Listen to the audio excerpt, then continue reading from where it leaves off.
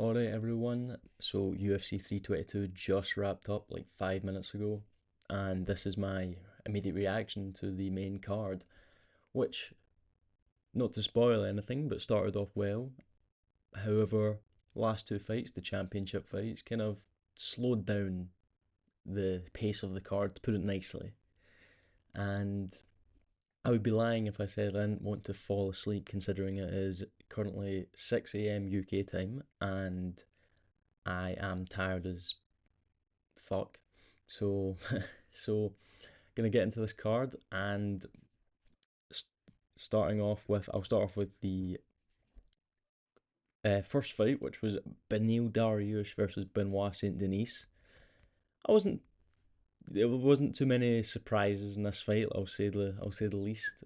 So started at like 16 seconds, as it says there, 16-second KO by Benoit Saint Denis. Great KO.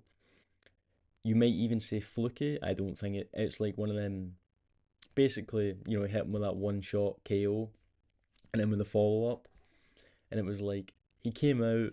Beneil Dariush just he hit him with the leg kick, kind of dropped Benoit Saint Denis. He stumbled a bit onto his hands, came up, and then just like landed like I think it was one or two like kind of short uppercuts, and then just came round with a big left hook right behind the ear of Beneil Dariush, and it just put him that like just generally KO'd him.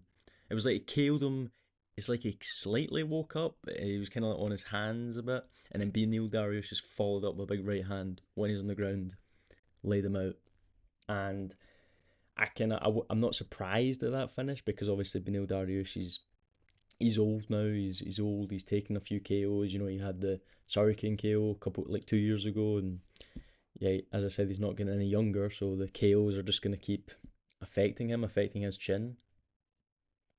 So that was a very good win by Benoit Saint Denis. He's definitely up there with he's a mainstay of the top 10, I believe.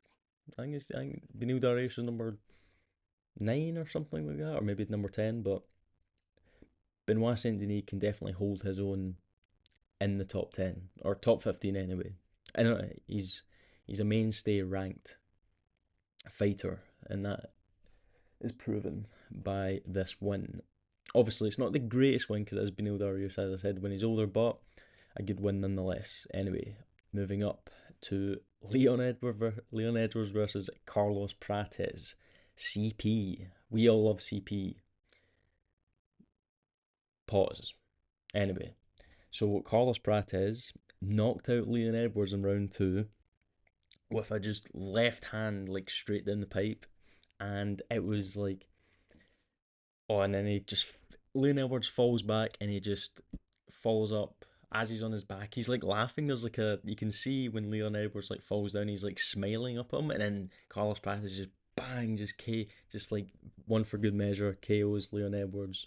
Not out cold. It was like just a big hand, and it was almost, but he was very dazed and on his back. But the fight kind of started off. It was very kind of tippy tappy, kind of testing out the waters for both fighters. And then Leon Edwards shot in and kind of for maybe halfway through the round, he shot in. Prates was landing a couple good shots, and then Leon Edwards shot in, got a takedown, and he was on the back of Carlos Prates for like the remainder of the round. He had this like he had his both hooks in. He had this kind of it was kind of offset almost, uh, to slightly to the side on his back, but he stayed there, made Carlos Prates carry his weight. I think he was kind of trying to get Fish's arm under for a possible rear naked choke, but time ran out. That was kind of the end of the round.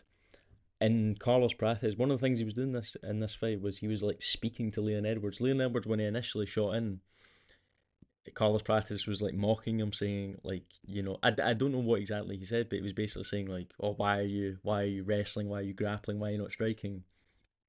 And then and then Leon Edwards stayed on his back for the rest of the round, and then for the second round, it came out, and it was almost as if he kept talking to Leon Edwards and kept smiling at him, and maybe he got in his head, maybe he didn't, but it was kind of just for the first minute and a half before the KO, there was like it was just a striking exchange. Carlos Prates was landing great shots. He was kind of really stinging Leon Edwards, and then he was kind of in a flow state, I guess you could say.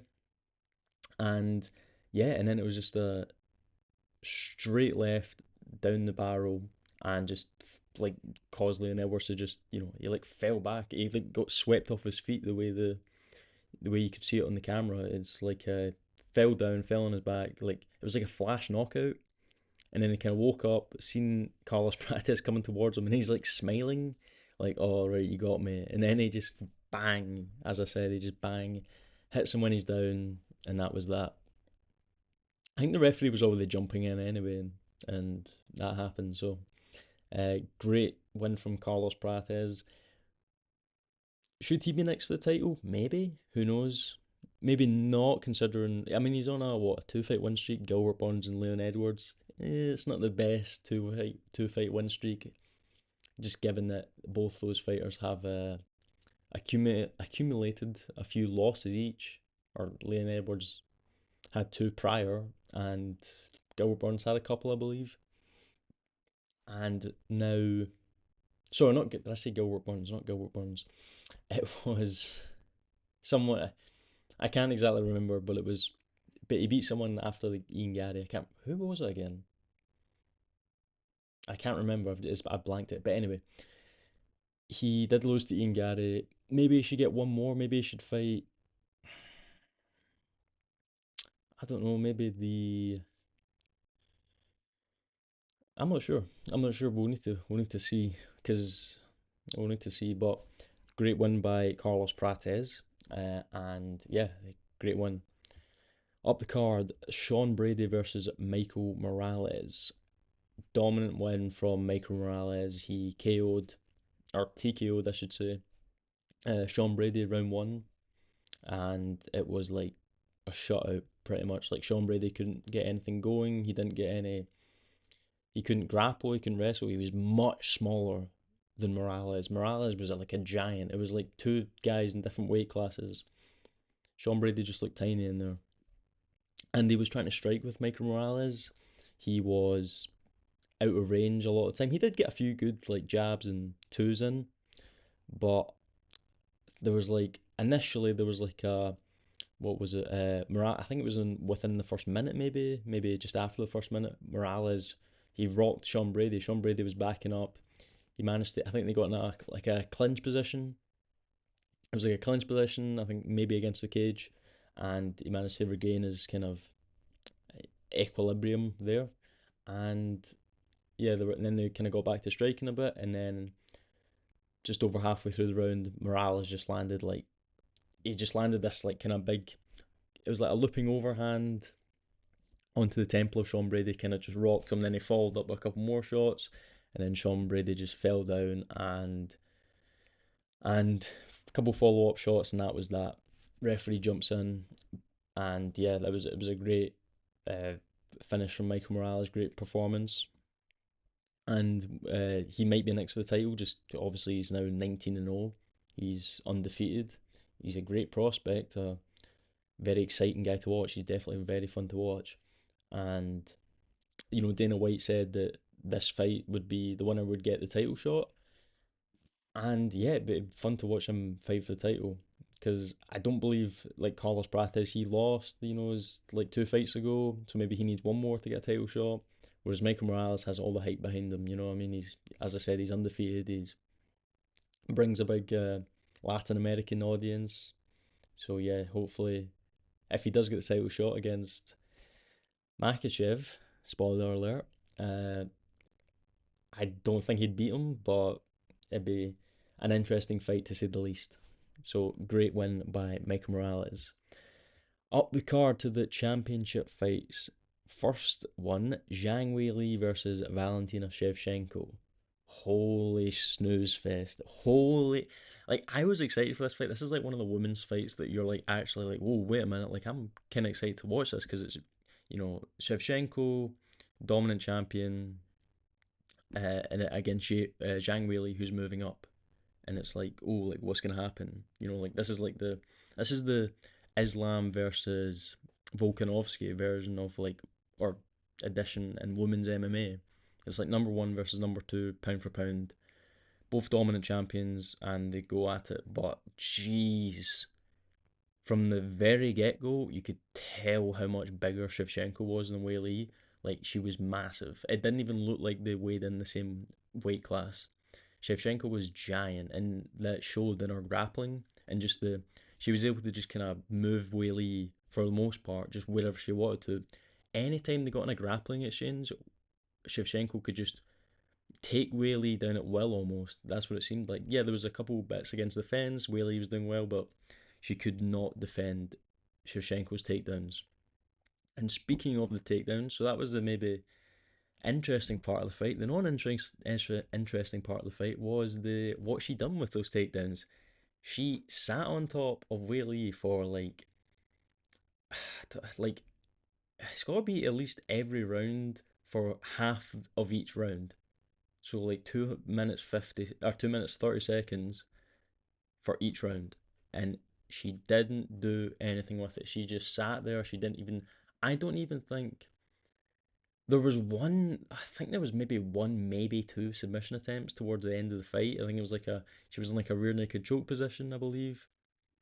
But other than that, she just sat in half guard and done nothing. And it's like it wasn't even like she was trying to work for a position. It was like she was almost just lying there for most of the time, just keeping Whaley in half guard. You know, Whaley was doing like a decent job at times to, to advance position, try and maybe get her guard back because there was quite a few times Shevchenko got her in a crucifix, and it was, Shevchenko's staple crucifix position where she's finished a lot of fights. She got on there like once, maybe twice. I think it was only once, but for the most part, it was half guard. Whaley done good. When she was in side control, she done well to get back to guard, get back to half guard. But other than that, it was like I was screaming at the ref. I was screaming at the TV, like, why the fuck isn't uh why is the referee not standing him up? Because if it was a guys' fight, they would have been stood up. They weren't. There was so many times where they could have been stood up, and there was none. Not once did the referee stand them up. And it's like it was probably one of the most boring title fights I've ever seen. Other than the fact that there was decent striking, Whaley, but Whaley was so much shorter. She kept like trying to kick and just never landing. She was kicking out of range. Valentina was just the reach advantage was crazy, and it was like yeah. But I think there was one point. I think it was in round two or three. Whaley, they were up against the fence. Whaley was kind of in the controlling position, and she landed this elbow off the break. That was like the biggest thing she landed all fight, and I think it maybe slightly cut Shevchenko, like very slightly, but other than that, it's just a boring fight. It was literally rinse and repeat every round. Start striking for a couple minutes, Whaley might land a couple things. Shevchenko would land. Shevchenko was landing quite well, to be fair. There was a couple times where she would hit Whaley with like really good shots, and oh yeah, I forgot to say the body shots. Shevchenko kind of in the latter rounds was landing really good body shots. She landed a knee, and she landed a knee in the first round, which seemed to like drop Whaley. I don't think it was like a proper knockdown. It was kind of more like maybe Whaley flinched as the knee landed, and it kind of caused her to, kind of back a bit, and she had to kind of go to the ground, kind of pull guard or whatever. But other than that, well, and later on in the fight, she was kind of she was landing knees and kicks, and it was kind of really affecting Whaley. She kept dropping her hands, and it was you could see that she wasn't liking it, and that kind of towards the end of the fight, Valentina Shevchenko was trying to like set up high kicks. She was trying to land big shots, but for most of this fight, it was really just on the ground, and it was boring as hell. So good win by Shevchenko. Whaley doesn't get double champ status. She loses. She'll probably go back down to strawweight, where she'll just dominate because she's gonna be Mackenzie Dern. Mackenzie Dern is not on the same level as Whaley, nor as anyone else in strawweight, as we've kind of seen, other than Nama Yunus, but she's kind of past it now.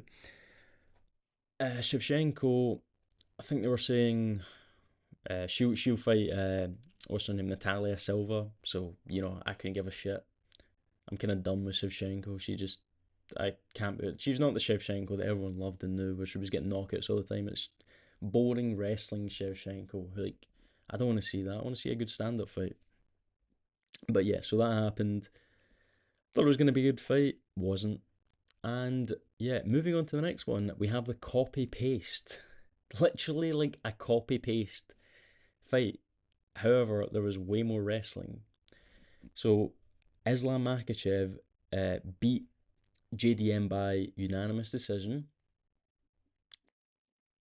JDM was looking very menacing at the start of the fight.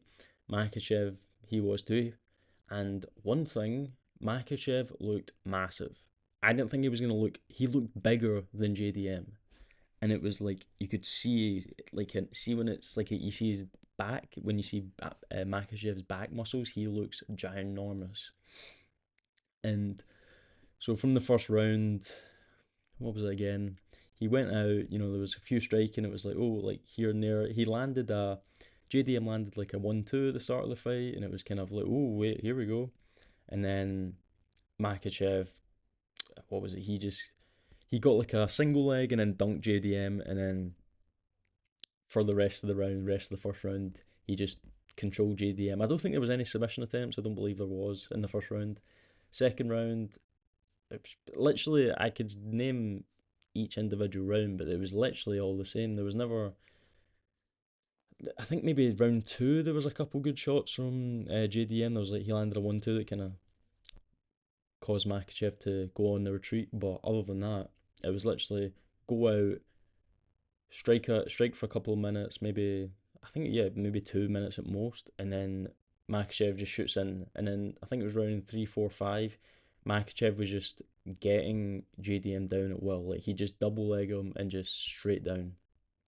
And I guess a part of that could be because he was leg kicking JDM, and it was kind of causing his leg to bruise up. And I don't think JDM was liking it. He kept switching stances on his right leg, so he was going to orthodox rather than southpaw. Because every time he was in southpaw, he just kept getting calf kicked, and it wasn't. He wasn't very comfortable with it. You could see him grimacing a lot, especially when they'd be striking and then he'd get taken down.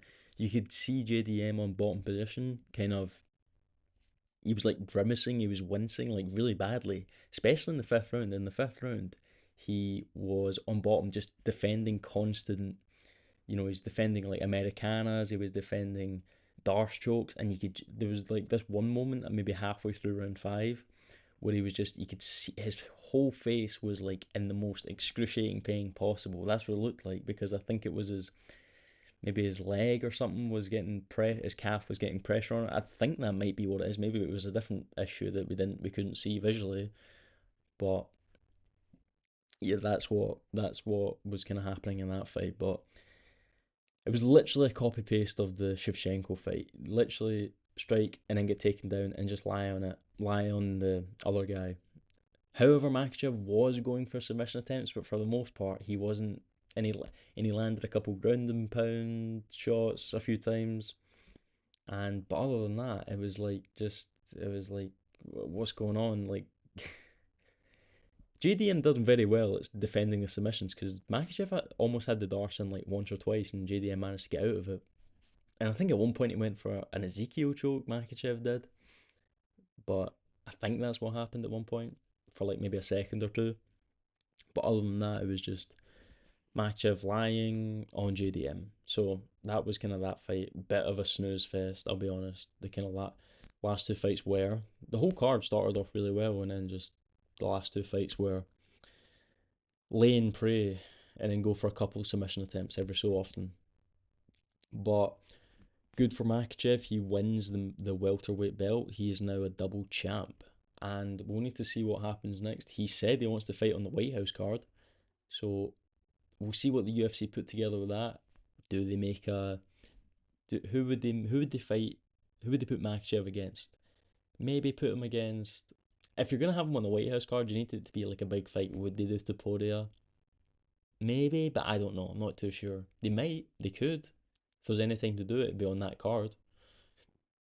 Maybe if Topuria gets a win, maybe in January, February, March.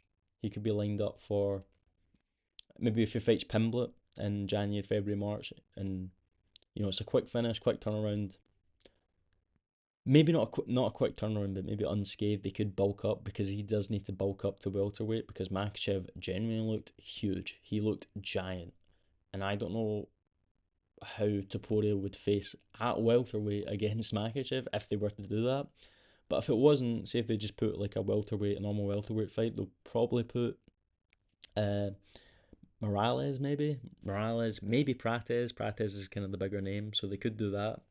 Regardless, I think Makachev just dominates them both because they're both really tall guys. Tall guys are really prone to getting taken down, and I think Makachev is he's the best in the world right now, other than Topuria, and he's just dominant with the grappling. No one's going to beat him in grappling. I don't see anyone beating him in the grappling department, and we'll just have to see who they match him up against. But obviously, you want the Topuria fight if that comes.